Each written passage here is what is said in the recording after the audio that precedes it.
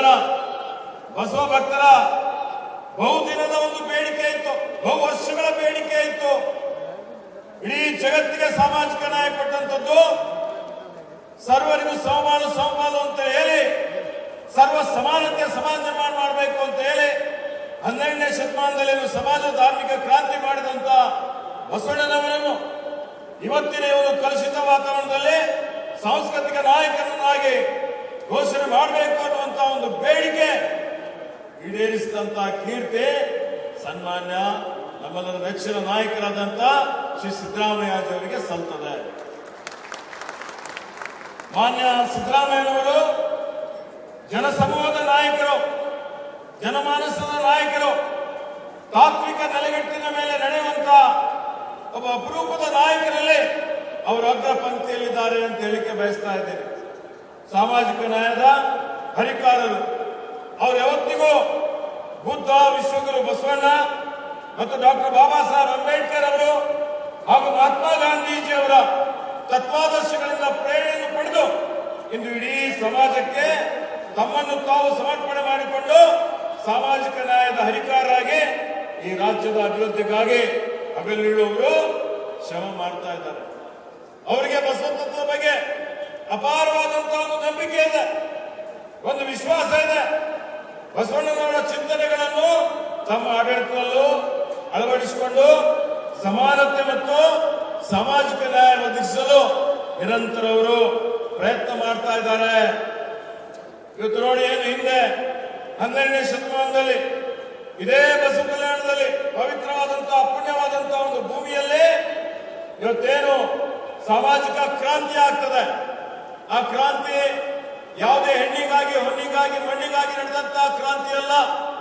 ಜಗತ್ತಿನಲ್ಲೇ ಕಲ್ಯಾಣ ಕ್ರಾಂತಿ, ಸರ್ವ ಸಮಾನತೆಗಾಗಿ ನಡೆದಂಥದ್ದು ಯಾವುದಾದ್ರೂ ಇದ್ರೆ ಅದು ಕಲ್ಯಾಣ ಕ್ರಾಂತಿ ಅಂತ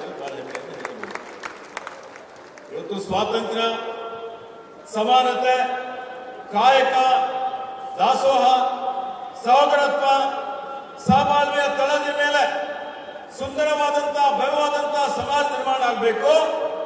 ವರ್ಗರಹಿತವಾದಂತಹ ಸಮಾಜ, ವರ್ಣರಹಿತವಾದಂತಹ ಸಮಾಜ ಇರಬೇಕು ಅನ್ನುವಂಥದ್ದು ಅಂದು ಬಸವಣ್ಣನವರು ಅವರ ಅಧ್ಯಕ್ಷತೆಯಲ್ಲಿ ಬಸವಾದಿ ಶರಣರು ಅಸ್ಪೃಶ್ಯತೆ ವಿರುದ್ಧ ಹೋರಾಟ ಮಾಡ್ತಾರೆ, ಕಂದಾಚಾರದ ವಿರುದ್ಧ ಹೋರಾಟ ಮಾಡ್ತಾರೆ, ಅನ್ಯಾಯದ ವಿರುದ್ಧ, ಅಸಮಾನತೆ ವಿರುದ್ಧ ಹೋರಾಟ ಮಾಡ್ತಾರೆ.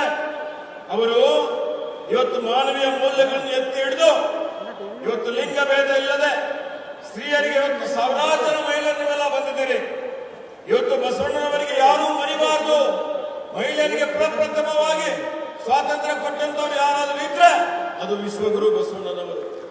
ಹೀಗಾಗಿ ಅವರು ಕಾರ್ಮಿಕರಿಗೆ ಯಾರು ಮೇಲಲ್ಲ, ಯಾರು ಕೀಳಲ್ಲ ಅನ್ನುವಂತ ಮಾತನ್ನು ಹೇಳಿ ಈ 770 ಮರಗಳನ್ನು ಈಗ ಹನುಮ ಮಂಟಪದ ನೋಡ್ತಾ ಇದ್ದೇವೆ.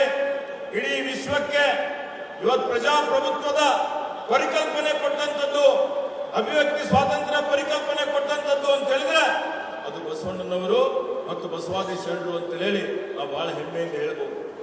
ಸಕಲ ಜೀವಾತ್ಮನಿಗೆ ಲೆಸನ್ನೇ ಬೇಯಿಸಿದ ಬಸವಾದಿ ಶರಣರು ಅಂತ ಹೇಳ್ತಾರೆ. ಇವತ್ತು ಅದೇ ರೀತಿಯಲ್ಲಿ ಮಾನವ ಧರ್ಮಕ್ಕೆ ಎಲ್ಲರಿಗೂ ಜಯವಾಗಲಿ ಅನ್ನುವಂಥದ್ದು. ಇವತ್ತು ಆ ಒಂದು ರೀತಿಯಲ್ಲಿ ಧರ್ಮದಿಂದಲೇ ವಿಶ್ವಕ್ಕೆ ಶಾಂತಿ ಅನ್ನುವಂತ ಮಾತನ್ನು ಹೇಳ್ತಾರೆ. ದಯವೇ ಧರ್ಮದ ಮೂಲವಯ್ಯ ಅಂತ ಹೇಳ್ತಾರೆ.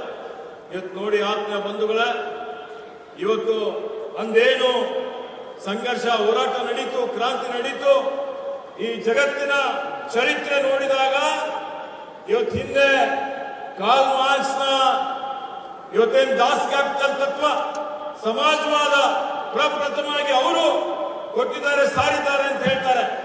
ಆದರೆ ಕಾರ್ಲ್ ಮಾರ್ಕ್ಸ್ಗಿಂತಲೂ ಮುಂಚಿತವಾಗಿನೇ ಅವರು 18-19ನೇ ಶತಮಾನದಲ್ಲಿ ಹೇಳಿದ್ದು 12ನೇ ಶತಮಾನದಲ್ಲಿ 600 ವರ್ಷಗಳ ಕೆಳಗಡೆ ಯಾರಾದರೂ ಇವತ್ತು ಸಮತಾವಾದ, ಸಮಾಜವಾದ ಪರಿಕಲ್ಪನೆ ಕೊಟ್ಟಂತವರು ಅಂತ ಹೇಳಿದ್ರೆ ಅದು ಬಸವಣ್ಣನವರು, ಬಸವಾದಿ ಶರಣರು ಅಂತೇಳಿ ಬಹಳ ಹೆಮ್ಮೆಯಿಂದ ನಾವೆಲ್ಲ ಹೇಳ್ಬೋದು.